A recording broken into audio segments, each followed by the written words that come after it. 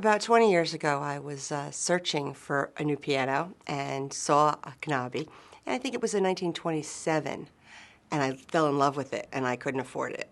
I was a kid, just out of school, so let it go. But then when I was ready to purchase again, I came across Paul. I'm walking around the store, we're talking a little bit, I didn't see any on the floor, and then he took me upstairs, where they're just piled up, and we looked around, and I was very skeptical at first because here's this piano laying on its side in terrible condition, however he managed to find it.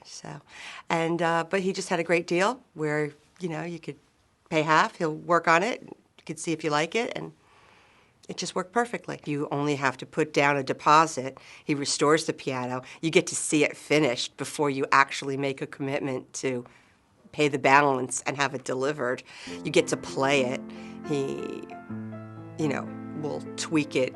And then if you're not committed in any way, if you didn't like it, if it didn't sound the way you wanted to, if it didn't look the way you wanted to, you could either choose to have another piano restored, or you can get your money back and he'll sell the piano and probably put it, I guess, in the showroom and sell it here. But you really weren't locked into any commitments. I guess if you know the pianos of that era, you have confidence that they could be restored and that, you know the quality is there. And if you pick the right restorer, I guess, and, Lindenblad's came well recommended. I guess it was probably the fact that they, brought me into the warehouse and, we didn't just talk about a piano or, that kind of thing. Then we went up and dug through them kind of thing. I think that was kind of neat. It made it more personal, I guess. First of all, I was looking for something affordable. I'd loved every one I've ever played. I liked the sound. I don't know. I always felt, if I came across one and I played it, I'd say, oh, it's one of these again. I could have said, okay, no, I don't like this piano, and let's look at something else.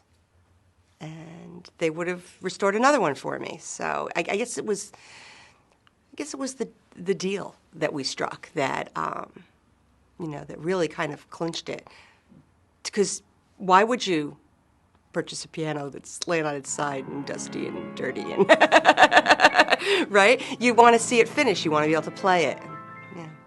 I walked in here actually on the, I'll hit Lindeblad on the way someplace. Figured I'd spend 5 minutes looking through the showroom, talking to somebody. I ended up here, I think, 2 hours. Brought my husband back. We went back upstairs into the, the warehouse and that kind of thing. And I guess it was all of the discussions, the family business, been in business for generations, passing down the craftsmanship, that kind of thing. I guess talking through all of that was probably what gave me the confidence. I didn't feel like it was a great risk. For 2 reasons, I guess, because the piano, I knew it was from that era, and the system that, that Paul has in place.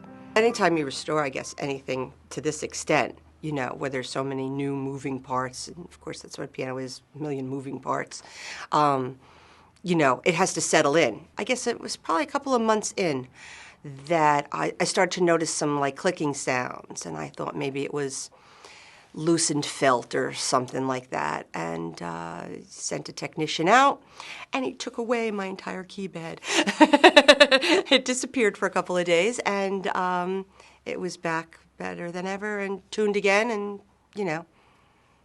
great service, easy, simple. I came and played it a little bit, and we talked about voicing and the warm sound versus the bright sound. I'm more of a warm sound person, and regulated it or voiced it to that style. First, just seeing it, he did a beautiful restoration job with the cabinet. When I first saw that, I walked in, I saw the finish, and I was like, oh, it's just beautiful. It's perfect. And of course, the piano looks better initially. I was also surprised at what he could do with the ivory keys, because they are the original ivory keys for the most part.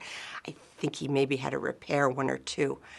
I defy you to find them. I have meetings at my house, other music teachers come for various organizations that I belong to. I'm on the board of, and we talk about it. We play it. I was mentioned Paul Lindeblad restored it. He really took the time to listen to me. Most other places I went to wanted to sell me a piano that was in the showroom. That wasn't the way with Paul. He was, well, what are you looking for? How much do you have to spend? Let's look in my, inventory list and see what I've got, and, come take a look upstairs. He's got great knowledge about these, because he's the one who goes and finds them. And he could tell me a little bit of history about it even, because it's personal for him. We went to the back in the workshop here, the little workshop that's right behind the studio. Just watching them work. Meticulous, careful. Like if you're a creative person and whether it's restoring or building a new piano, I imagine, you're creating something that's special. I can imagine that, there's great satisfaction in that.